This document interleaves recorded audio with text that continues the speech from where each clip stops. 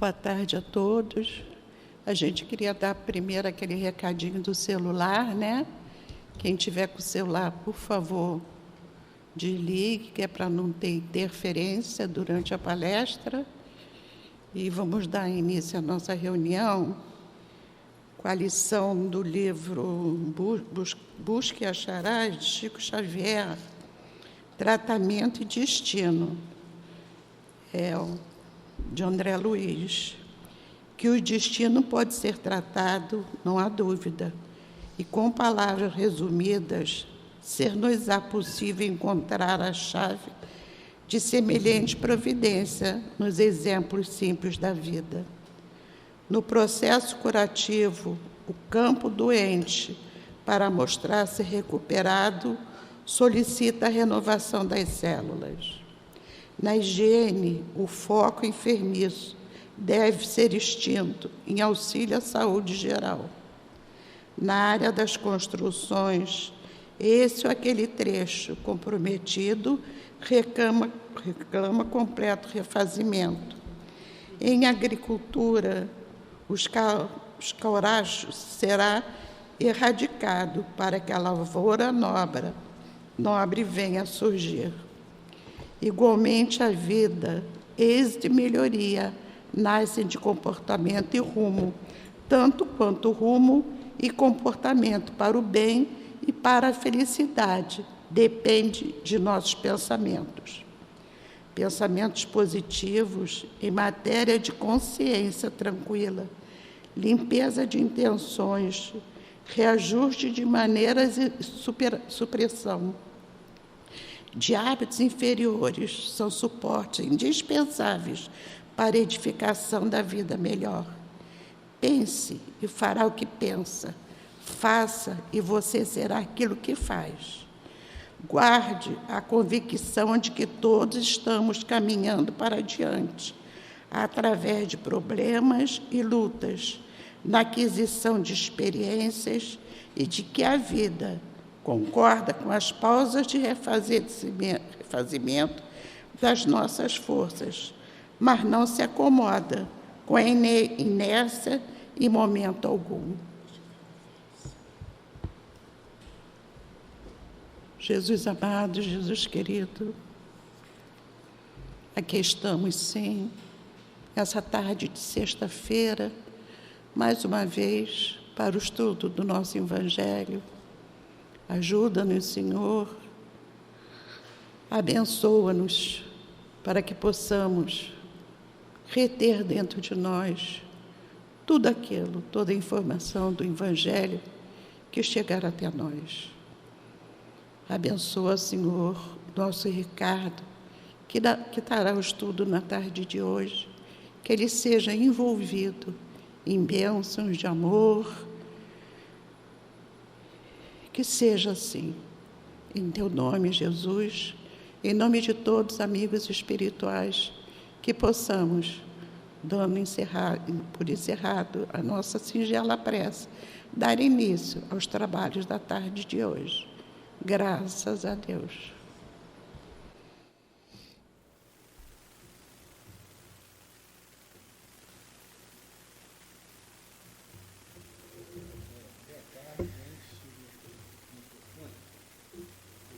Tem bastante tempo. Alô, minha voz é um pouco alta, mas acho que dá para todo mundo escutar. Assim? Está melhor? Boa tarde, sejam bem-vindos. Meu nome é Ricardo Igreja, para quem não me conhece. Já tem um tempinho que eu não venho aqui, né? Queria também pôr em nossas orações aí a nossa querida Dirce, né? Que está nesse momento sendo atendida no hospital, mas não é nada grave, tá? Há uma tontura, uma coisa que deve ser normal, uma labirintite. A gente espera que não seja Covid, que ultimamente tem dado de tudo, né? Tem até essa coisa de tontura também. Mas está tudo bem com ela, está sendo atendida, está com a nossa querida Andréia lá também, a minha esposa. Hoje nós temos o Evangelho, e no Evangelho é o capítulo 21. Quem tiver com o Evangelho aí, ou Não estando, de qualquer maneira, eu preciso ler aqui uma parte? É bom, né? Então vamos lá. Que a minha parte é o item 4, missão dos profetas. Mas eu vou ler rapidamente aqui. Conhece-se a árvore pelo seu fruto. Vou ler desde das passagens evangélicas. A árvore que produz maus frutos não é boa. A árvore que produz bons frutos não é má, visto que cada árvore se conhece pelo seu próprio fruto. Não se colhem figos nos espinheiros, nem se cortam cachos de uvas nas sarças. O homem de bem tira boas coisas do bom tesouro do seu coração, porque a boca fala do que está cheio o coração. Vou dar uma puladinha aqui, porque meu item é o 4, e vou aqui no item 3 para terminar essa passagem evangélica. Tende cuidado para que ninguém vos engane, porque muitos virão em meu nome dizendo, eu sou o Cristo, e enganarão a muitas pessoas. E levantar-se-ão muitos falsos profetas, que enganarão a muitos, porque a iniquidade se multiplicará, a caridade de muitos se arrefecerá, mas aquele que perseverar até o fim, esse será salvo. Então, se alguém vos disser, o Cristo está aqui ou está lá, não acrediteis, porque se levantarão falsos cristos e falsos profetas, que farão grandes prodígios de coisas espantosas, capazes de seduzir, se isso fosse possível, até os próprios eleitos. Aí o texto meu é o texto do item 4, gente, missão dos profetas. Aos poucos eu vou remetendo ali ao texto, mas a gente já vai dar início ao seguinte, a gente estuda o Evangelho na tarde de sexta-feira, né? Eu sou coordenador do Livro dos Espíritos, está até suspenso no momento, mas a gente quer que volte, né? Quem quiser pode fazer até, eu quero fazer o curso do Livro dos Espíritos, né? Que a gente volta, né? Aí a gente vê se organiza isso aí. Mas esse ano a gente está sem o curso. E a gente tem um encontro até todo ano, no ano de carnaval, na época do carnaval, né? Que é o encontro do Livro dos Espíritos, inclusive no Leão Denis, que vai ser o 40º encontro, está todo mundo convidado no ano que vem. E eu e André estudamos lá todo sábado, agora um pouco mais online do que presencial, mas a gente vai retornar também no presencial, que terá ano que vem ao tempo do carnaval. E a gente traz para cá 2 dias, né, do encontro. Mas o Evangelho se liga a todos os outros livros. E por isso que eu trago aqui um livro muito importante, que é um roteiro sistematizado de estudos. Quem quiser, né, a pessoa começa a estudar, sempre tem um roteirozinho, é bom, né, essa colinha que a gente tem. E aqui vai dizer para a gente, além de alguns artigos na internet que ligam um texto a outro, tem até o Kardecpedia na internet, né, faz isso muito bem, de ligar o Evangelho ao Livro dos Espíritos, ao Livro dos Médiuns, e esses 3 livros estão ligados hoje nesse estudo. E de que forma? Primeiro a gente vai ver a questão contextual, porque esse capítulo do haverá falsos cristos e falsos profetas vem depois do quê? Vem depois de trabalhadores da última hora. Então, olha a importância dos temas que Kardec interliga no Evangelho. Você tem os trabalhadores da última hora, que são quem? Estão sendo chamados aqueles que não acreditavam, não tinham fé, mas vieram pela inteligência, pelo raciocínio, que até a palestra de hoje online é Fé Raciocinada, da Andréia, que fala o quê? Os espíritas, especialmente nós que estamos aqui estudando a doutrina espírita. Mas não basta a gente estar começando a estudar, a gente está começando a adorar, muita gente vai pelos fenômenos que os profetas e os falsos cristos podem realizar. E falsos profetas podem realizar. Aí vem aqui para a gente, haverá falsos cristos e falsos profetas. Então, se eu estou chegando no Espiritismo, trabalhando com a mediunidade, eu tenho que saber distinguir entre o que é o verdadeiro profeta e o que é o falso profeta. Olha o encadeamento que Kardec faz nesse estudo. E, ao mesmo tempo, o que é um Cristo? Vamos concentrar nessas palavras. Eu gosto muito do Haroldo Dutra, muita gente aqui gosta, né? E aí ele vai sempre nas palavras, na etimologia das palavras. Eu sou do direito, eu gosto dessa coisa da onde vieram as palavras, né? O português e tal. E o Paiano Júnior, que já não é ligado à minha área, mas é ligado muito ao espiritismo, né? Um grande espírita, traz para a gente o vocábulo, né? O vocábulo Cristo. O que é Cristo?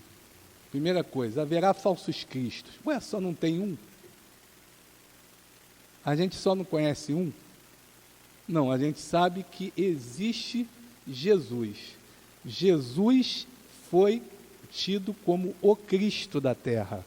E o que significa Cristo? Cristo, diz Paiano Júnior, corresponde à palavra hebraica Messias, o ungido, o escolhido. Trata-se de um dos títulos de Jesus de Nazaré. Então, era Jesus de Nazaré, que se identificava na cidade da onde ele provinha. Porém, Cristo é um nome do hebraico, o ungido, o Messias. E existem diversos Cristos, diversos escolhidos por Deus para governar e conduzir massas, conduzir um planeta. E quem conduz o nosso planeta? Jesus. Jesus é o governador da Terra. Então, esse é o nosso Cristo, mas existem outros espíritos crísticos em outros orbes, universos, né? Aí há muitas moradas onde habita meu Pai, o próprio Cristo dizia. Mas o Espírito perfeito, modelo e guia da humanidade, como diz no livro dos Espíritos, é Jesus. Ele é o nosso Cristo.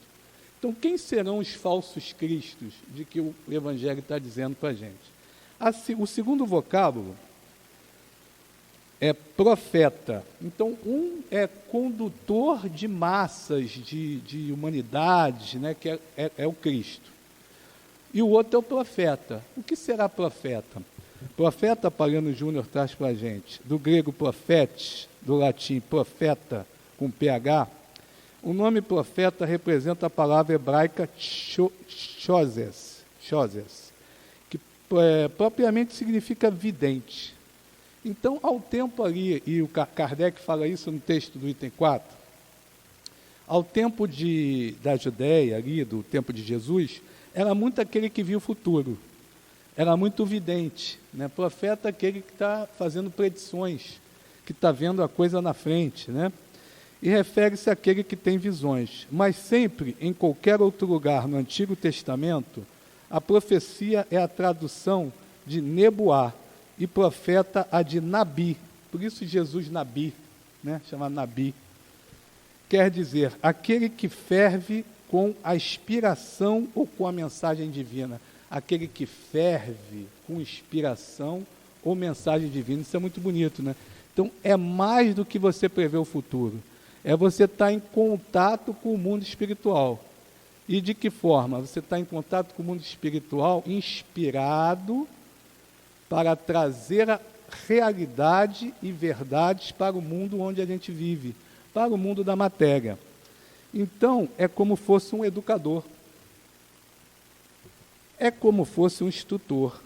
Então, ele vai dizer para a gente, a palavra grega profetes, que se acha na versão dos 70 e no Novo Testamento, significa aquele que expõe, que fala de certo assunto. A função mais importante dos profetas era a interpretação dos fatos passados e presentes. Então, vejam só, não é só ver o futuro, é interpretar o passado. E o que Jesus fazia? Ele dizia, né, eu não vim destruir a lei, e falava de Moisés, e falava do passado, mas interpretava o presente. Dentro do presente, né, você tinha ali os fariseus, que Jesus batia muito na tecla dos fariseus. E tem assim, passado e presente, sob, está debaixo, né, da inspiração espiritual.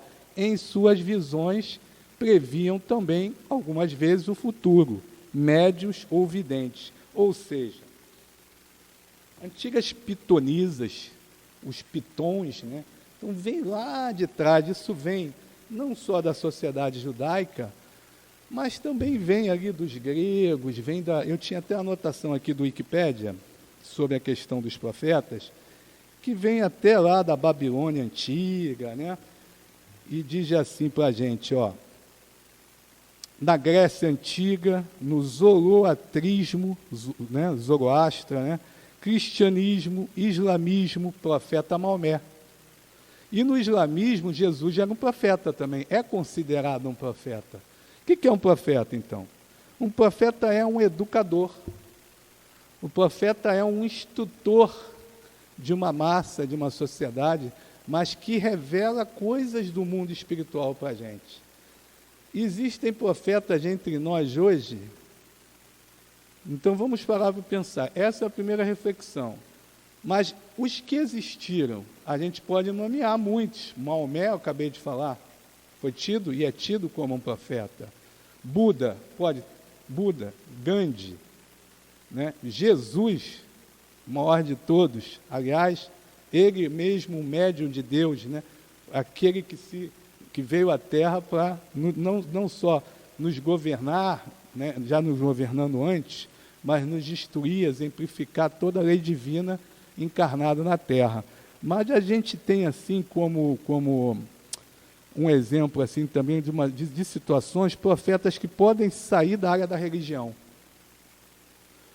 Porque se o profeta revela algo que é sobrenatural, que é além do que está no mundo material, ele revela coisas que estão escondidas.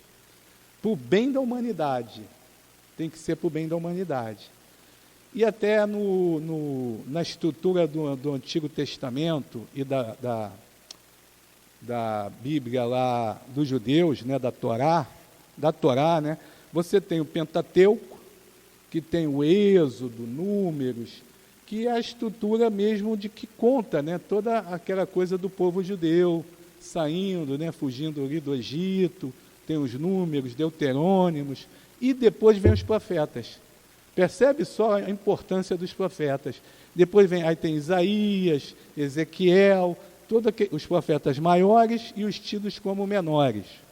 E os profetas não só têm esse vocábulo que a gente acabou de falar, que são aqueles que se expressam, que revelam algo, mas eles também têm uma coisa curiosa. Eu que trabalho com direito, eu estava lendo ali uma significação que eu achei até engraçada, fiquei até preocupado, né, da palavra profeta. Que ele fala aqui que... Meu óculos está ruim, mas eu vou reler aqui, peraí, ó. A palavra em português profeta origina-se da palavra profetes, seu significado vindo de advogar ou discursar em público. Olha só, olha a responsabilidade do negócio. Então, é aquele cara que advogava mesmo, né, perante as massas, para trazer aquela realidade desconhecida. Mas era desconhecida das massas, por quê? Porque elas ainda estão num processo de educação. A gente está num mundo de expiação de provas. Então, um cientista pode ser um profeta? Pode. A ciência pode revelar coisas que estão desconhecidas. Então, a gente vê um Einstein como uma espécie de profeta. A gente pode ver esses grandes cientistas revelando aquilo que é desconhecido. A gente pode ver no campo da medicina, a gente pode ver no campo do direito, acabei de falar do direito, advogar, mas aí tem, né, os juristas, tem os que fazem as leis, os legisladores. Moisés mesmo foi um grande profeta e legislador, né? Aí a gente tem, assim, educadores, Pestalozzi, já que a gente está numa casa inspirada totalmente, né, que é espírita, e a codificação kardeciana. Kardec foi um intermediário, é um profeta para a gente, é um tradutor da lei divina para os homens, através de intérpretes que eram os médiuns, e da sua própria intuição, muitas vezes também secundado pelo Espírito da Verdade, que estava ali dirigindo todos os trabalhos. Mas, o que a gente pode pensar assim? Existem educadores, existem advogados, existem médicos, existem professores, acabei de falar também educadores, mas existem os maus profetas. Dentro dessas profissões também que eu falei agora, né? E a gente pode lembrar, retroceder um pouco lá para a pandemia, que ainda estamos com resquício, né, de uma coisinha ou outra ainda desse vírus, mas que, graças a Deus, tem a vacina aí, tem a vacinação, a controlar os sintomas graves e as situações difíceis que vivemos ali entre 2019, final de 2019 e 2021, quando a vacinação começou a melhorar no Brasil e se difundir mais, né? E a gente tinha a todo instante profetas, inclusive profetas do Apocalipse. A gente vai no Wikipédia aí, né, que é aquele dicionário da internet, e lá diz que no final do século XX, a palavra profeta passou a denominar, meados do século XX, final, mais ou menos assim, meados, aquele que tinha a profecia do empreendimento econômico. Profetas, que isso aqui vai gerar bastante progresso para a humanidade, bastante dinheiro. Então, aí vieram aquele pessoal, né, os grandes industriais, né, os profetas do progresso, porque o progresso era a grande ciência da humanidade no século XIX, principalmente ali para até o século XX, e ainda é e deve ser, mas a ciência que nós conhecemos, a ciência natural, a ciência que junta o que o homem faz, né, e a lei divina, era muito além da ciência do homem, tá? Aí a gente tem, por exemplo, um Steve Jobs, né, que criou toda aquela... Aí, ó, isso aqui que a gente está, né, praticamente, quem tem aí, não precisa ser iPhone, mas esses caras que criaram isso lá no começo, né, os computadores, ele mesmo criou isso, o Bill Gates, que inclusive é um grande filantropo, né, um cara que ajuda muita gente na África, muita gente com dificuldade com as suas instituições. Teve aí, a gente tem muitos, né, cientistas, muitos ligados a essa questão da revelação científica. Aí a gente pensa assim, quanto mais a gente se esclarece, mais a gente começa a conseguir distinguir aquilo que é falso do que é verdadeiro. Então, quem não tinha o conhecimento à época, qualquer prodígio que era feito, né, o cara olhava, aquele ali é um profeta, aquele ali é um revelador da lei divina. E não só o profeta no sentido de fazer prodígios, mas será que o profeta é só isso? É só aquele que realiza coisas fantásticas, coisas... Não, acabamos de falar que ele é um instrutor, que ele é um educador acima de tudo. E aí a gente vê assim, né, que naquela época da pandemia nós tínhamos médicos, nós tínhamos especialistas, aí tem um especialista de tudo. Você vai para a internet, hoje tem um especialista da guerra, Israel, Palestina, entendeu? Aí você não sabe, porque a gente não sabe nada, na verdade, né? A gente vive lá? Não. Ou podemos ter vivido, mas hoje não temos já memória. A gente vai estudar, é um processo complicado de entender quem tem razão, quem não tem razão. E fica o pessoal dando opinião, esse está certo, esse está certo, esse está errado, esse está certo. É o especialista de tudo. Na época da pandemia, apareceu o especialista de pandemia, de virose, sem ter estudado. Então, era prescrever remédio tal, prescrever fórmula X, Y. E o pessoal quer antivacina, que existe até hoje. A gente tem que respeitar a opinião de cada um. Claro que a gente tem que respeitar. Mas a gente fica vendo assim, será que tem opiniões ou profecias, predições que vão gerar progresso, que estão sendo feitas no sentido de tumulto, de caos, no sentido de confusão ou no sentido de progresso? E aí a gente tem que parar para primeiro pensar isso. E os falsos cristos? Um falso cristo famoso, né? Não no sentido do que foi Jesus, que Jesus, o Cristo, é o verdadeiro Cristo da humanidade. Mas existem condutores de massa que se acham missionários e ungidos e que levam essas massas para a destruição. É disso que Jesus estava alertando também. Haverá falsos cristos. E a gente vê, por exemplo, um Hitler. Ontem eu estava vendo um filme na Netflix, um documentário, chamado Ordinary Men, Homens Comuns, que eram homens que conduziram massacre de judeus, né, durante a Segunda Guerra, e eram policiais, recrutados entre as camadas da sociedade alemã, que eram professores, eram dentistas, eram advogados, eram engenheiros. Quando já não tinha gente para lutar pela Alemanha, então eles pegavam e vai lá e vai, infelizmente, promover lá um extermínio de um determinado número de pessoas por terem essa etnia, por ser esse povo tido como inimigo do Estado. Em direito, a gente chama isso de direito penal do inimigo, inclusive, é uma teoria, que foi eleito um inimigo do Estado. E quem conduziu isso? Um falso messias do povo alemão. Esse falso messias do povo alemão, ele conduziu isso na base do desespero do povo, na base do caos, na base da depressão econômica, na base da falta de dinheiro, de emprego.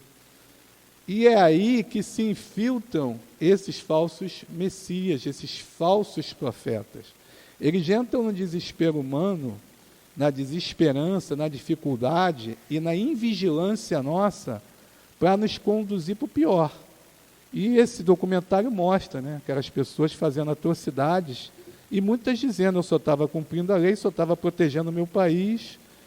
Ou depois a pessoa até diz assim, eu não quis fazer não, mas o batalhão fez, e depois o batalhão ficava dizendo, nós fizemos por você, seu covarde. Só que não acontecia algo de grave com eles, não. Isso é explicado e é um mistério para o documentarista. Pô, se não acontecia nada de mal, por que eles acabavam fazendo? Pela pressão também social, isso a psicologia também explica. Porque o não fazer é mais fácil do que o fazer. E muitas vezes o comandante chegava, quem é que está disposto a fazer? Quem é que não está disposto a fazer isso? O pessoal recuava, porque ficava com medo da consequência daquilo. Né? Então a psicologia isso também explica. Mas voltando ao nosso tema, se não saio muito, porque eu gosto de falar de muito assunto, né? Jesus então chama com atenção e com cuidado para a gente, no item 4, essa questão. Né? Ele diz assim, vamos lá. Vamos ler aqui o item, que eu acho que dá tempo de ler. Geralmente atribui-se aos profetas o dom de revelar o futuro. Assim sendo, as palavras profecia e predição tornaram-se sinônimas. Já vimos que não é. Nem todo profeta é aquele que só vai ver o futuro.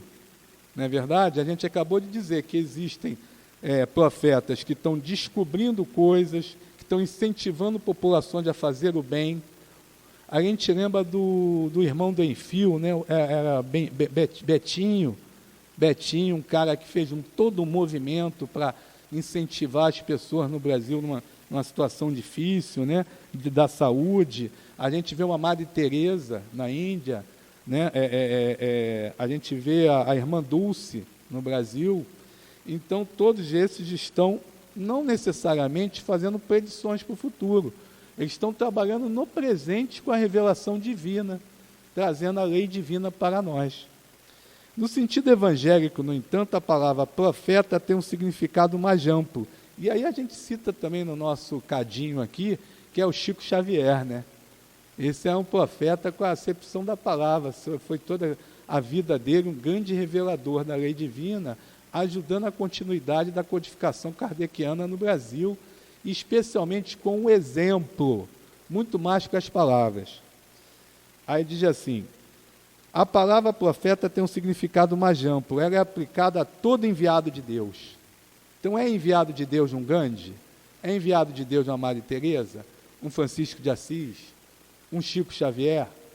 Um Kardec? Com a missão de instruir os homens e de lhes revelar as coisas ocultas dos mistérios da vida espiritual. Um homem, portanto, pode ser profeta sem fazer predições, sem ver o futuro. Ele pode ser um profeta sem dizer, olha, o Fluminense vai ser campeão da Libertadores. Não sei. Né, meu amigo? Ou o Vasco não vai cair. Não sei.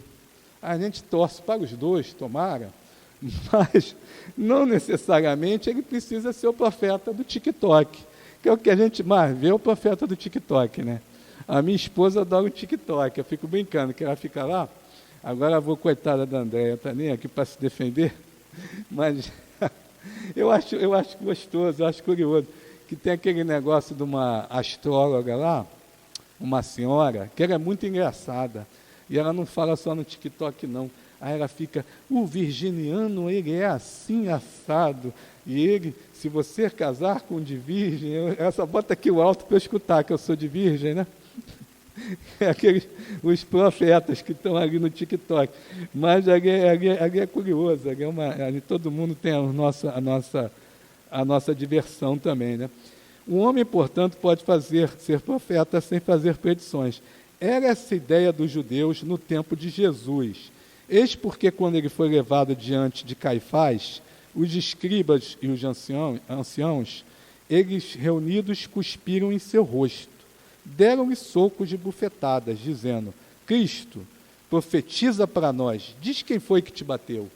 Então é no sentido muito restrito, né, que eles tinham, diz quem foi que te bateu. Entretanto, houve profetas que tiveram conhecimento prévio do futuro, seja por intuição, seja por revelação providencial. Isso também acontece. Profetas que vão dizer o futuro. A gente vê o Chico Xavier, lá no programa Pinga Fogo, que tem aí no YouTube. Antigamente eu tinha até uns DVDs, né, desse programa, que vendia, da Versátil, que vendia, comprei até no Leon Denis, que tinha lá o programa Pinga Fogo, TV Tupi, 1970, bolinha e tal. Eu nasci nessa época, mais ou menos, mas eu não vi, era muito pequenininho. Mas eu vi no DVD, que ele dizia, olha, no futuro... O pessoal pergunta para ele coisa do futuro. E antes da lei do divórcio, que foi em 77, daquele Nelson, né? Esqueci o nome do homem. Meu pai adorava esse deputado. Antes da lei do divórcio, pergunta para ele o que não pode se separar o homem e a mulher, indissolúvel o casamento, o que você acha disso? E aí o Chico responde, olha, se até banco da moratória, né, dá um momento de você poder pagar sua dívida, parcelado, aos pouquinhos, por que o homem e a mulher vão ficar brigando ali naquele momento da sua vida, como espíritos que têm que estar reunidos, estragando até aquela reencarnação? Eles, em outra vida, poderão ter oportunidade de se encontrar. Então, sim, eu concordo com o divórcio virá um dia, será necessário, como em outros países já existe. Então, ele estava adiantando, né? Muita coisa do que a gente vê no Livro dos Espíritos parecem predições.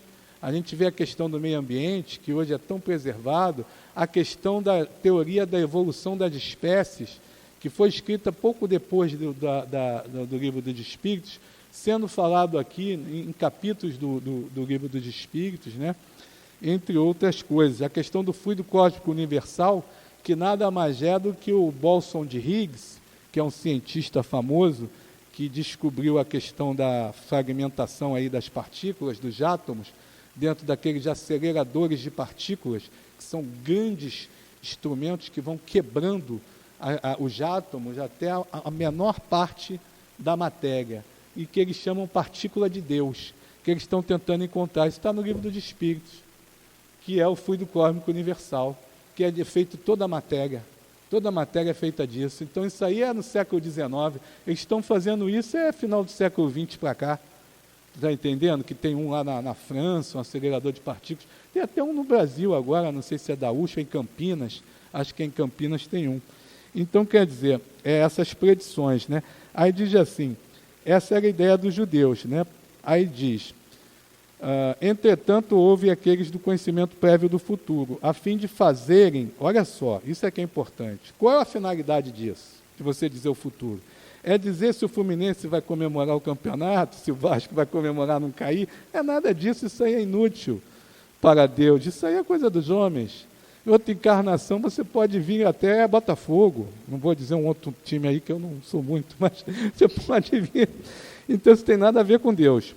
É a fim de fazerem advertência aos homens. É a fim de fazer advertência aos homens. Revelar o futuro é a fim do progresso. É a fim da utilidade, porque o esquecimento do passado é beneficência divina para nós. Porque se a gente soubesse de tudo, já viu, né? Quem que a gente foi na outra vida, com quem que a gente veio, quem está com a gente na nossa família, que a gente tem que se realinhar. Olha a dificuldade aí que pode haver, né? Como essas predições se realizaram, o dom de predizer o futuro foi olhado como um dos atributos da qualidade de profeta. Então, é um dos atributos. Não é dizer, o profeta é aquele que vê o futuro. Não. Aí a gente teve até há pouco tempo o profeta Gentileza. Como é que o carioca o brasileiro, né? O carioca, ele é generoso, né? Profeta Gentileza. Mas mereceu, era um personagem bacana, um personagem, né, culturalmente até importante para a nossa cidade. Ele escrevia ali nos viadutos, ali, né, na Avenida Brasil, né, perto da rodoviária também, várias mensagens, mas ele, né, tinha lá suas limitações, suas dificuldades, mas tentava passar alguma coisa. O pessoal denominou-o de profeta, mas não é exatamente o sentido aqui que a gente está colocando, mas fez o bem que mal tem. Então vamos lá. Eu acho importante uma colocação de um estudo que eu escutei essa semana do Haroldo, que a gente tem que se preparar para o estudo, né? Todo estudo é importante, a gente não sabe nada, a gente está sempre aprendendo. E esses são os nossos baluartes aí, essas pessoas que a gente vai procurar e se esclarecer, né? E o Haroldo falou assim, uma coisa muito importante: a gente, para ser um profeta, para distinguir o falso profeta do verdadeiro, a gente tem que prestar atenção no seguinte: ele é mensageiro ou ele é mensagem? Então, é deixar de ser alto-falante, que alto-falante tem aos montes. Aí você vai na rua, tem os profetas aí, vendendo, traga o seu amor em 3 dias, né? Fica rico sem fazer esforço, tem um montão de coisa. Agora pela internet, agora tem QR Code, tem tudo. Antigamente, né, aquele negócio, vai lá e liga, tem a mãe Joana, a mãe Ciclana, tem aquele negócio todo, né? Até mesmo no comércio, a enganação que as pessoas fazem, a manipulação nas propagandas de televisão, que você vai ficar bonito, rico, famoso e não sei o quê, né? Isso daí é o quê? A aparência, é a mensagem, é o material, porque nós vivemos num mundo de expiação de provas, e a nossa vibração, quando ainda está nessa faixa, se deixa atrair pelos falsos profetas. Aí a gente tem que deixar de ser mensageiro, ele diz, para ser mensagem. E o que quer dizer ser mensagem? Ser mensagem aí a gente vai ver no livro dos médios, eu não vou nem precisar abrir ali, até precisaria para indicar para vocês o lugar certinho. Vamos lá. Que é distinguir os bons dos maus espíritos, que está aqui. E para a gente distinguir, precisa de quê? O antídoto é esse. O antídoto é o estudo. É o primeiro antídoto. É o estudo. Então você tem que distinguir a mensagem. Não adianta o cara falar demais. Não adianta o cara falar bonito. Não adianta a pessoa ter erudição, né? Então você tem um mensageiro, ele é o alto-falante. A mensagem é que importa.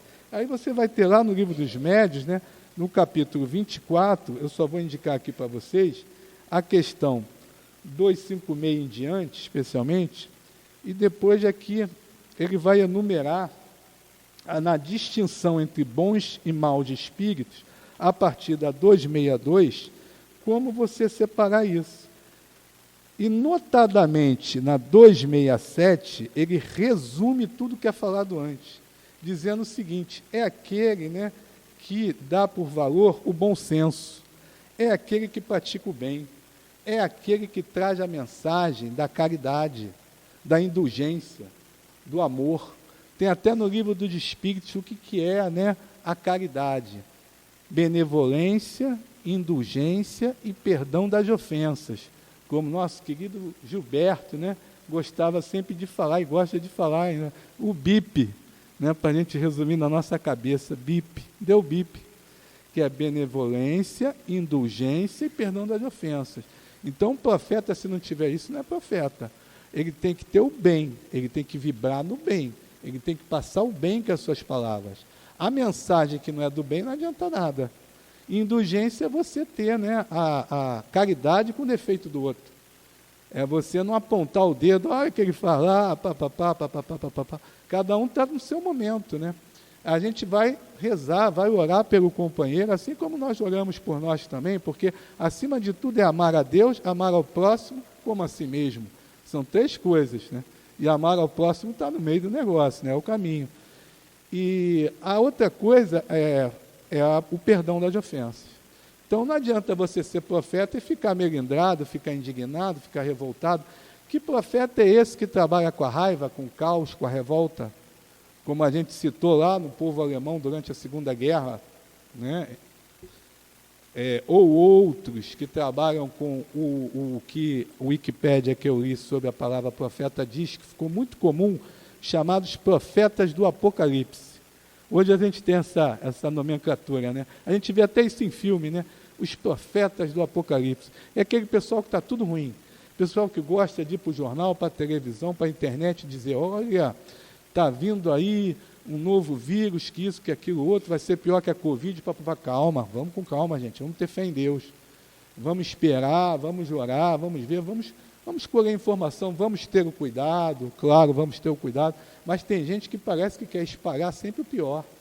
E não é isso que a gente quer. E para a gente se separar disso, a gente tem que estar sempre vigilante, acima de tudo, né?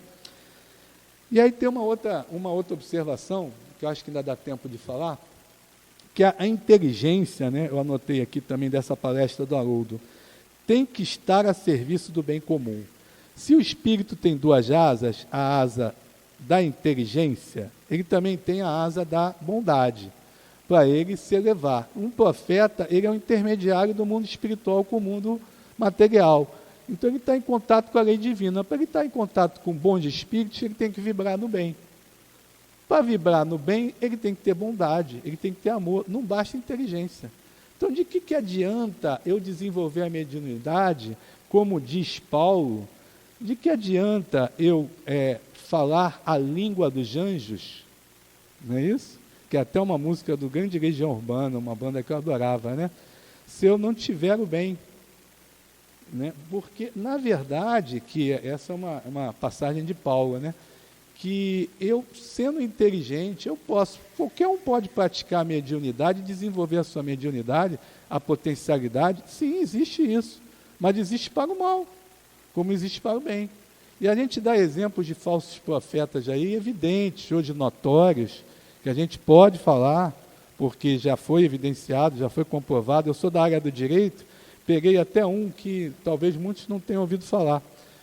Era Rubens Queiroz, o nome dele, lá de um barracão da Penha, que recebia o Dr. Fritz, incorporava o Dr. Fritz. Peguei num processo judicial, anotei o nome dele aqui, para dar direitinho, é isso mesmo, Rubens Faria Júnior, o outro era Edson, Rubens Faria Júnior, um engenheiro.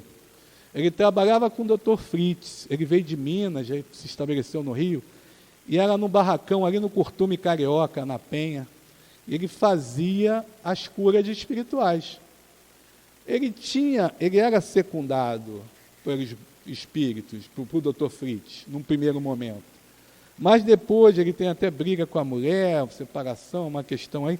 Ele começa a botar, até isso eu vi no processo, por quê? Porque tinha um amigo meu, vizinho de porta, que trabalhava no crime, que eu trabalho no Ministério Público Federal. É um crime federal que ele estava cometendo. Ele estava pegando dinheiro, mandando para fora, inclusive, sem declarar no imposto de renda. Ele cobrava na entrada para o pessoal que ele estava promovendo curas espirituais. Ele cobrava R$20 de cada um e tal, cobrava o estacionamento e cobrava também o lugar na fila, que era a madrugada inteira o pessoal ficar na fila, ele cobrava. Daí o que aconteceu? Começou a ser mal secundado, a atrair a vibração de espíritos que estavam em médio interesseiro, que estavam aliados àquela ideia dele de ganância, de poder. Acabou que recebeu o processo, porque uma menina morreu, que ele falou para terminar o tratamento dela de câncer, entre outros processos, né? Curandeirismo, etc., mas ele teve a lavagem de dinheiro, teve a sonegação de impostos, que caiu na Justiça Federal.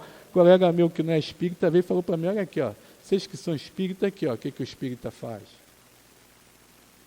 É o de serviço que um cara presta também, né? E eu vou explicar, mas olha só, no começo ele se desviou aí, acabou indo, porque é um homem encarnado na Terra com essa potencialidade, com essa faculdade, que não é privilégio de ninguém, ao contrário, é até uma expiação, às vezes, muito dolorosa, mas que não soube usá-la para o bem. E o outro caso mais notório é o João de Deus, que agora vai ter uma minissérie, inclusive, que vai se chamar João Sem Deus, se eu não me engano, com Marco Nanini, ator Marco Nanini fazendo o João de Deus, que até aquela Oprah veio visitá-lo, tantos artistas foram visitá-lo, né? Ele promovia curas. Eu vi o documentário da Netflix sobre ele e vi um outro da Globoplay também, documentário. Vamos fazer agora uma ficção, né? Uma coisa romanceada. E ele tinha cura. Acontecia cura. Acontecia um montão de coisa boa. Só que isso o documentário mostra. Em determinado momento o cara se perde na questão sexual. O cara se perde naquilo que ele já tinha, que inclusive é mostrado no documentário, com como ele era quando jovem e tal, a ganância também, ele tinha uma questão com garimpo, ele tinha uma questão também de andar ali na marginalidade, né, um pouquinho. E ele nem acreditava em espiritismo, nada, mas ele tinha a mediunidade. Aí vem, né, o nosso Chico Xavier, quando entrevistado, falou assim: todo mundo me pergunta como desenvolver a mediunidade, mas nunca me perguntam como desenvolver a bondade. Porque o fenômeno é mais fácil, né? Todo mundo quer ver o cara levitar, o cara passar naquele negócio de prego, né? Sem sentir dor, passar no fogo, sei lá o que mais, transformar água em vinho. Mas ninguém presta atenção na mensagem. E por isso que quando Jesus fazia essas coisas, ele dizia: vá e não peques mais. Porque o importante não era somente aquilo que ele estava fazendo. O importante era a renovação da pessoa que estava sendo tocada pela intercessão do Mestre. E no peques mais era exatamente a reforma íntima que a pessoa iria fazer. Ela mesma, com a ajuda, claro, daquele momento tão especial do contato com o Mestre Divino, né? Com o Mestre, com Deus, com Jesus, nosso enviado de Deus, né? Governador da Terra. Então a inteligência tem que estar a serviço do bem comum, porque senão ela é qual semente, ela não se desenvolve. E aí Jesus traz no começo aí, na passagem evangélica do nosso evangelho, diz ali, que é qual a árvore que vai dar maus frutos. E Jesus dá sempre esse exemplo da agricultura, da vida rural, da pesca, que era como os judeus viviam naquela época, né? Então, ele pegava o exemplo da natureza e ele traz: uma árvore boa não vai dar maus frutos, e uma árvore ruim não vai dar bons frutos, né? Então, isso é óbvio. E a árvore, ela vai se maturando, vai se desenvolvendo. Assim será o fruto, será a consequência dessa maturação da árvore, desse desenvolvimento da bondade, né? Consequência desse processo. Enquanto o falso profeta só vai viver da aparência. Ele vai primeiro adiantar o processo. Olha o fruto aqui como é bom. Olha aqui o que eu trouxe aqui. Olha o magnífico que eu estou trazendo para você. Mas qual é a mensagem por trás do magnífico? Inclusive o falso profeta precisa sempre de um bom marqueteiro, né? Ele é sempre um bom marqueteiro, ele tem que sempre falar bem. E o profeta verdadeiro, do bem, ele é simples. Isso está até no livro dos médiuns, aí no resumo de distinguir o espírito bom do espírito que ainda está inferior. É a simplicidade, né? É não se autodenominar como, sei lá, Napoleão Bonaparte, ou, sei lá, eu sou o próprio Cristo. Muitos espíritos fizeram isso ao tempo de Kardec. Kardec teve que distinguir, porque não só existem os falsos profetas encarnados, como também existem os desencarnados, os espíritos que estão ali, às vezes dirigindo comunidades, às vezes estão se infiltrando em centros espíritas e promovendo também alguma dificuldade. Há casos assim antigos, né? Inclusive aconteceu na Casa Espírita, né? Como um livro que traz algumas reflexões sobre isso. Mas há casos antigos que a gente escuta falar, que às vezes vai lá numa determinada casa e acontece do sujeito querer uma coisa útil, o espírito está lá numa situação de fascinação em relação ao outro e dá um conselho que nem é útil para a pessoa. Então a gente tem que prestar atenção no estudo, a gente tem que prestar atenção no trabalho. Um antídoto que o Dr. Hermann sempre fala para a gente, que é o trabalho. O trabalho no bem vai atrair boas vibrações para a gente e vai nos afastar desses falsos profetas e dessas dificuldades. A gente já está terminando, né? Que já estão dando 10:04 ali, né? E aí eu acho que eu vou terminar só com o Pão Nosso, que eu acho que eu tenho ali, que não tem mais muito para falar. Tá, então vamos terminar com o Pão Nosso, que eu trouxe aqui. Não, Fonte Viva. Tem o Pão Nosso também, tá? Que é um outro estudo relacionado a esse. Mas o Fonte Viva deixa para a gente lá, é do Chico Xavier, tá, gente? E o tópico é pelos frutos, tá? Item 7, pelos frutos, página 29, nessa edição aqui. Vamos lá. Por seus frutos os conhecereis. Jesus, Mateus 7,16. Aí vamos lá. Nem pelo tamanho, nem pela configuração, nem pelas ramagens, nem pela imponência da copa, nem pelos rebentos verdes, nem pelas pontas ressequidas, nem pelo aspecto brilhante, nem pela apresentação desagradável. Interessante que coisas boas e coisas ruins, né? Nem pela vestutez do tronco, nem pela fragilidade das folhas, nem pela casca rústica ou delicada, nem pelas flores perfumadas ou inodoras, nem pelo aroma atraente, nem pelas emanações repulsivas. Árvore alguma será conhecida ou amada pelas aparências exteriores, mas sim pelos frutos, pela utilidade, pela produção. Assim também nosso espírito em plena jornada. Ninguém que se consagre realmente à verdade dará testemunho de nós pelo que parecemos, pela superficialidade de nossa vida, pela epiderme de nossas atitudes ou expressões individuais, percebidas ou apreciadas de passagem, mas sim pela substância de nossa colaboração no progresso comum, pela importância de nosso concurso no bem geral. Pelos frutos os conhecereis, disse o Mestre. Pelas nossas ações seremos conhecidos. Repetiremos nós. Então, essa aqui é uma lição de coach verdadeira, né? A gente está falando de profeta, mas tem o negócio do coach, né? Que eu esqueci de citar hoje em dia. Nada contra, existe coach bom, existe coach, mas esse aqui é o coach divino, né? Que é a lei divina inspirada aqui no nosso Chico Xavier, através do nosso Emmanuel, né? Que traz essa lição para a gente. Tudo é a essência, é o ensinamento, é a mensagem, e não exatamente o mensageiro, como ele se apresenta, tá?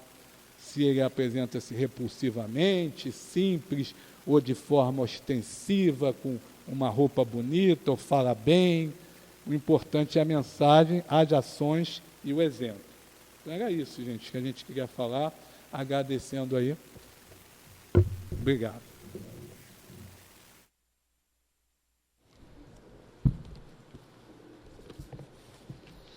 Vamos fazer a leitura do livro Fonte Viva.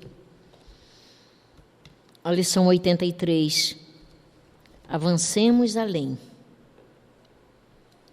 Pelo que, deixando os rudimentos da doutrina do Cristo, prossigamos até à perfeição, não lançando de novo o fundamento do arrependimento de obras mortas. Paulo está em Hebreus capítulo 6, versículo 1. Aceitar o poder de Jesus, guardar a certeza da própria ressurreição além da morte, reconfortar-se ante os benefícios da crença, constitui fase rudimentar no aprendizado do Evangelho. Praticar as lições recebidas, afeiçoando a elas nossas experiências pessoais de cada dia, representa o curso vivo e santificante. O aluno que não se retira dos exercícios no alfabeto nunca penetra o luminoso domínio mental dos grandes mestres. Não basta situar nossa alma no pórtico no portal do templo e aí dobrar os joelhos reverentemente. É imprescindível regressar aos caminhos vulgares e concretizar em nós mesmos os princípios da fé redentora, sublimando a vida comum. Que dizer do operário que somente visitasse a porta de sua oficina, louvando-lhe a grandeza, sem, contudo, dedicar-se ao trabalho que ela reclama? Que dizer do navio admiravelmente equipado, que vivesse indefinidamente na praia sem navegar? Existem milhares de crentes da Boa Nova nessa lastimável posição de estacionamento. São quase sempre pessoas corretas em todos os rudimentos da doutrina do Cristo. Creem, adoram e consolam-se irrepreensivelmente. Todavia, não marcham para adiante, no sentido de se tornarem mais sábias e mais nobres. Não sabem agir, nem lutar e nem sofrer em se vendo sozinhas, sob o ponto de vista humano. Precavendo-se contra semelhantes males, afirmou Paulo com profundo acerto: deixando os rudimentos da doutrina de Jesus, prossigamos até a perfeição, abstendo-nos de repetir muitos arrependimentos, porque então não passaremos de autores de obras mortas. Evitemos assim a posição do aluno que estuda e jamais se harmoniza com a lição, recordando também que, se o arrependimento é útil, de quando em quando o arrepender-se a toda hora é sinal de teimosia e viciação. Graças a Deus. Vamos agora passar para o nosso momento do passe, que os médiuns se posicionem e cada um pense em Jesus, porque a espiritualidade está se debruçando sobre cada um de vocês. E Jesus está aqui a serviço de todos. Então vamos pensar em Jesus e vamos receber essa luz que é o passe. Deus, nosso Pai, Jesus, nosso divino médico, queridos amigos espirituais, rogamos as vossas bênçãos de amor, de paz, de equilíbrio e de cura para todos nós que aqui estamos. Que os bondosos amigos espirituais encontrem em nós as disposições para o bem. Que seja em teu nome, em nome dos bons espíritos e, acima de tudo, em nome de Deus, que possamos iniciar o passe. Graças a Deus. O homem inteligente na Terra compreende desde cedo o quanto necessita crescer e desenvolver-se, pois, à medida que adquire consciência da realidade em torno do espírito, a busca de patamares mais elevados torna-se inevitável. O incessante desenvolvimento de valores leva-o à maior compreensão dos objetivos da vida, propiciando horizontes mais nobres, atraindo-o para o mais alto, porque a ascensão é feita de aberturas que se ampliam ao infinito. É importante esclarecer que a característica dessa ascensão para a aquisição dos bens eternos compete ao espírito e só ao espírito. Muitas vezes, certas criaturas se presumem nos mais altos pontos dessa jornada. Todavia, para a sabedoria divina, se encontram apenas paralisadas na contemplação de glórias passageiras. Na verdade, todos trazemos conosco tarefas de contribuir para que se efetue um padrão de vida mais elevado no recanto em que agimos transitoriamente. Entretanto, compete ao alto designar o local dos serviços humanos e o volume de obrigações que os aprendizes recebem diariamente na sua caminhada. Aí, cabe a cada um caminhar vencendo obstáculos e sombras, transformando todas as dores e dificuldades em degraus de ascensão. O avanço vem do intenso trabalho do autoaprimoramento, dissipando toda a sombra geradora de ignorância e sofrimento. Excluir a cultura espiritual é, portanto, insensatez.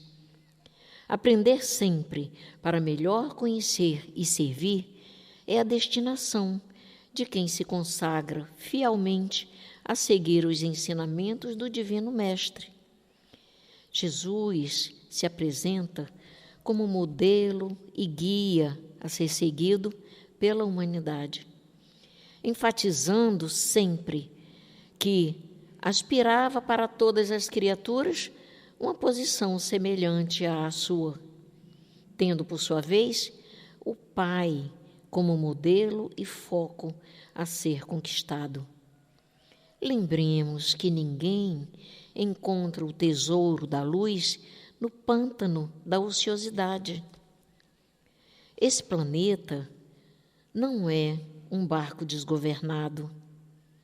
A Terra é a vinha de Jesus. O cristianismo está repleto de ensinamentos sublimes para esta finalidade e para todos os tempos.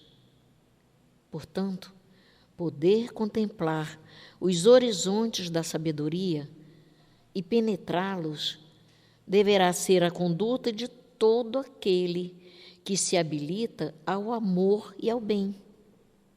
Aceitemos, então, o apelo do Mestre Divino, convertendo-nos em instrumento de sua divina vontade na obra de soerguimento e sublimação do mundo. Que Jesus nos conduza e abençoe a todos os corações. Graças a Deus. Graças a Ti, Senhor Jesus. Então vamos nos preparar o nosso coração para ouvir a mensagem do plano espiritual. Graças a Deus.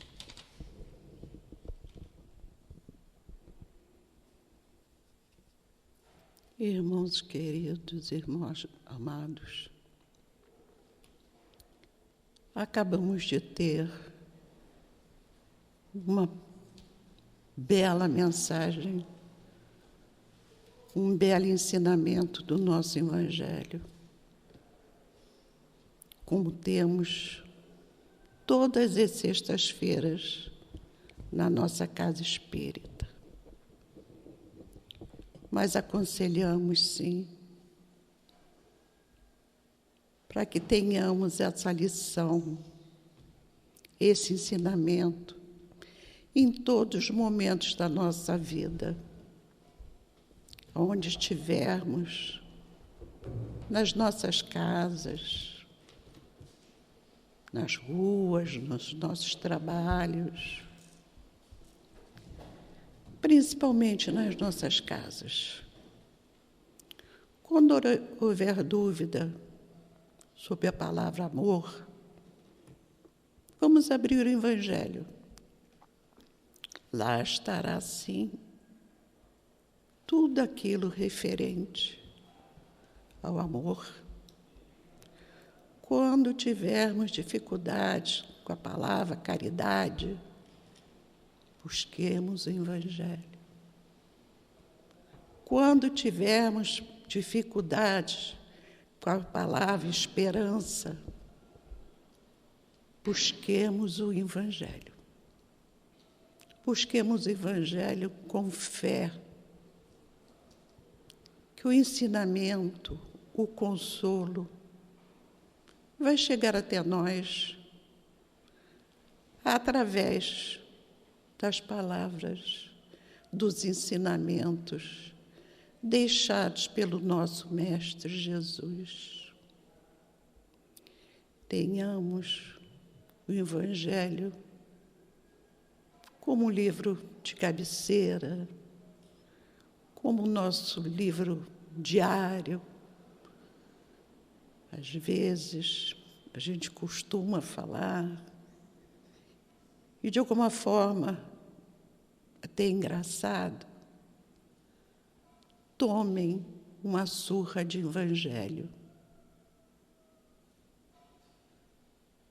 Mas não é nada engraçado, não. É através do Evangelho que a gente vai nos acalmar. É através do Evangelho que a gente vai saber cuidar ou tratar o nosso próximo, o nosso irmão, o nosso querido, aqueles que trazem ainda dificuldades para a gente. Experimentem trazer o Evangelho dentro de vocês. Recorram toda vez que tiverem dificuldade. Recorram ao Evangelho. O Evangelho foi nos trazido por Jesus, nosso Mestre amado, nosso querido, nosso sinônimo de amor. Então, é um conselho que queremos dar. Experimentem. Verão que tudo será diferente.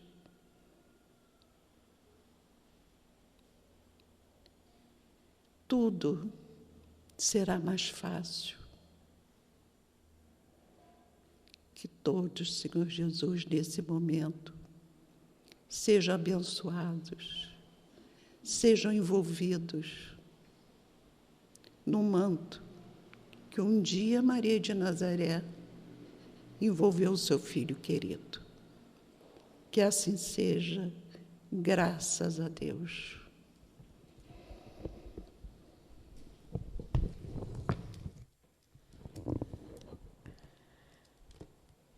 Enfim, Senhor Jesus, agradecidos estamos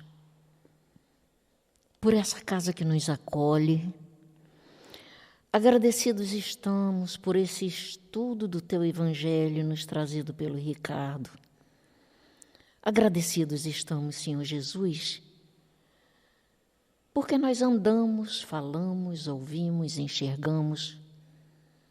Agradecidos estamos, Senhor Jesus, por mais um dia que nos destes.